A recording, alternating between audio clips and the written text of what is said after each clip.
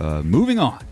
So let's kick it up just a little bit of a notch here and talk about some movies. This week we're celebrating the return of new content. Woohoo! Finally! At the movie theaters. Our first movie review of this week is a movie I have been excited about for the past 10 years. Yeah, when they were talking about they were making. Of course, that's Bill and Ted Face the Music. It is now streaming online. People have already watched it. We've obviously already watched it. All of our friends are like, "Oh, we're watching it tonight. We're watching it tonight." Shauna, current Rotten Tomatoes score? I haven't checked. It's actually pretty awesome. It's 78% from critics and 82% from audience members. That is way more than I was expecting from Bill and Ted. I was worried about what this movie, the quality of the film. The plot synopsis really doesn't give you that much. No. I mean, if you go to IMDb, it says, once told they'd save the universe during a time-traveling adventure, two would-be rockers from San Dimas, California find themselves as middle-aged dads still trying to crank out a hit song and fulfill their destiny. And that's like all we knew going into this film. I know. And even from the trailer that dropped, we really only got like one or two big, long trailers for this movie, and they didn't show you that much. I thought, okay, if they're showing me the whole movie in this trailer, I think we're going to be slightly disappointed. Right. But I am proud and happy to announce there is so much that they held close to their vest. I know. I, hands down, loved this movie, and I'm not saying that sarcastically. I absolutely loved it. It wasn't just because it was sentimental. It wasn't just because it was like, oh, a rehash of the first movie. It was so good.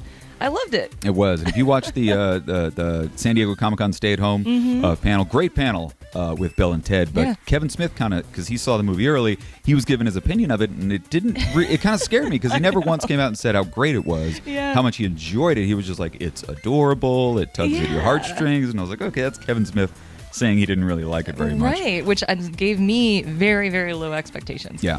Well, I mean, all we had seen up to this point, in the trailers we saw.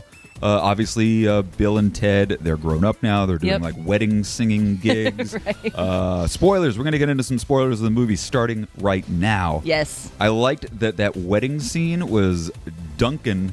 Ted's little brother Duncan was marrying Missy. Everyone's like, who's going to marry Missy at this wedding? It's his little brother Deacon, not Duncan. Yeah, that was great. It was like, oh my gosh. And so then they even talk about how we first met Missy when I asked her out to the dance or whatever. Yeah, to the prom. To the prom in high school. Oh my God, and then, good. And then she married my dad. And then she married Ted's dad. Yep. Now she's marrying Ted's brother. Yeah, I mean, that was great. We knew that they had two daughters. Yep. I didn't even realize that it didn't click into my head that their daughters were Billy and Theodore, so they were Bill and Ted. Thea, I think is what they call her. Or so Teddy. The daughters are Bill and Ted, which was hilarious. I don't know why that didn't even click in my head until I saw the movie.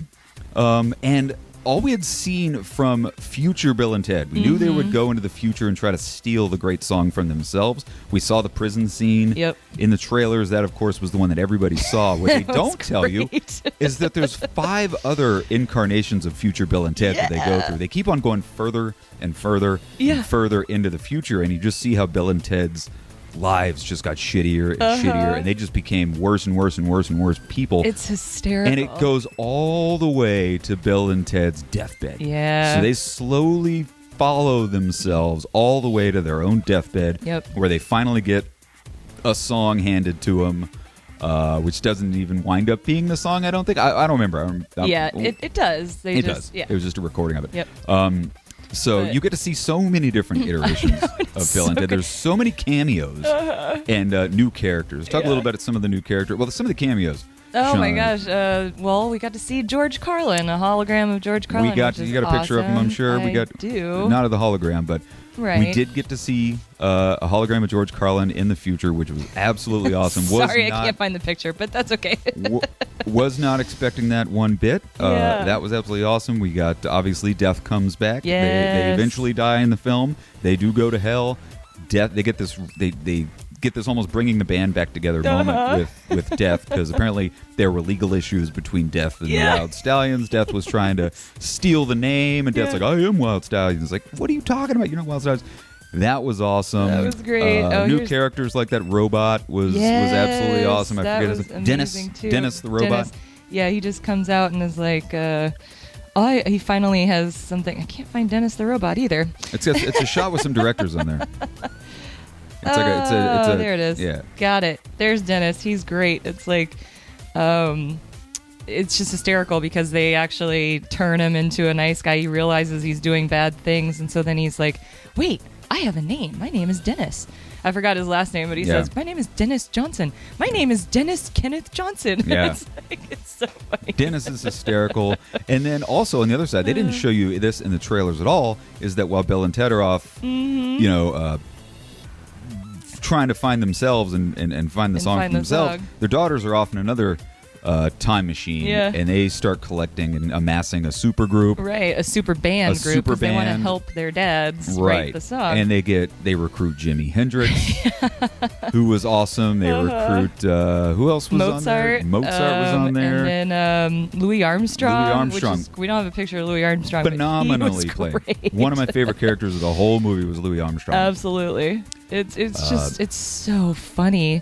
It's great, guys. I give it 2 massive thumbs up. Shauna, if you could change one thing about the movie, what would it be? Because not every movie is 100% perfect. Yeah, and again, I loved the movie, but I think you and I talked about this last night after watching it. Is the drummer that they recruited for that the daughters went back and got? It was like this female cave woman drummer from 1100 BC, and they're going, this is the best drummer in the world in history, and you're thinking, how the heck do they even know about this person? Yeah, that seemed really a little weird, odd, and tacked on. It's like of all the drummers in all of history, they go all back to caveman BC. days, and they know about this drumming cave woman. Am I not privy to this information? Does everybody know about this cave woman drummer that I don't know about? No idea. I don't think so. And this cave woman built a drum set in her cave? Like, what the fuck is that? That seems a little odd. That was odd. But again, it didn't ruin the movie or anything for me. It was still great. And then also the flautist that they brought in, I don't know who she is. I apologize. It was unnecessary. It's maybe she's famous. I don't know, but she didn't offer anything really to the band. Yeah, no. So they could have maybe refined the supergroup just a little bit more. I mean, the history of amazing musicians. Yeah, exactly. So that would be one thing that I would change. They could have gone back because remember at the Bill and Ted's Excellent Adventure, they could have gone back and gotten some of the other period, history. Never mind. It's fine. Like I said, it's totally fine. And there's just so many. I definitely want to rewatch it again really soon because there's so many things I feel like we easily could have missed. Mm-hmm. Like one of my favorite lines in that was when they said, "Oh man, we can't quit. We can't break the band up. What about our fans?" And then Ted goes, "Oh, Bob and Wendy will be okay, but we gotta go."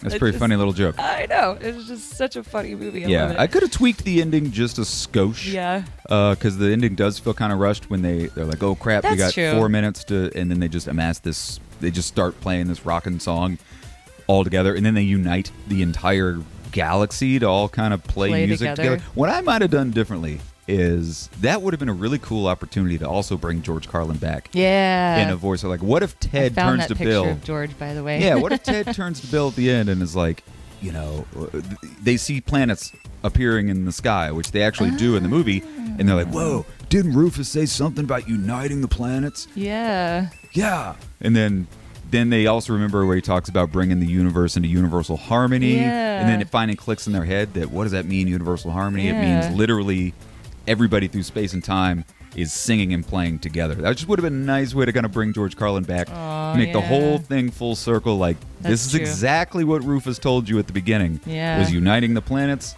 universal harmony. What does that mean? It literally means, like, make the entire universe sing at the exact same time. So the whole thing was, it's not actually the song itself. It was just getting the world. It was getting everybody to play together at the same time, which is exactly what Rufus said. They just, nobody thought about it. I don't know. I thought about that. I was like, that would have been really cool. Yeah, that would have been cool. Way to tie it in. So, guys, we've talked enough about Bill and Ted Face the Music. What did you guys think? Did you watch it? Did you like it? Did you hate it? Let us know in the comment section. Not everybody can like it. We just really, really did. So I highly recommend you check it out if you haven't already. So next and final new movie review. Here on the Truckload of Comics show, guys, New Mutants. Yeah. We finally went back to the Dolby, to the AMC Theater, and you checked believe out it? New Mutants in Dolby. Oh, God. Dolby rules. I know. And hats off, by the way, to AMC. Excellent job on your cleaning and keeping social Yeah, distancing. Very, very absolutely. happy with our experience back at the theater. Everything was great, and then they even they have the hand wipes outside, Yep. sanitizing wipes, so you can wipe, even though they say they're disinfecting the theater.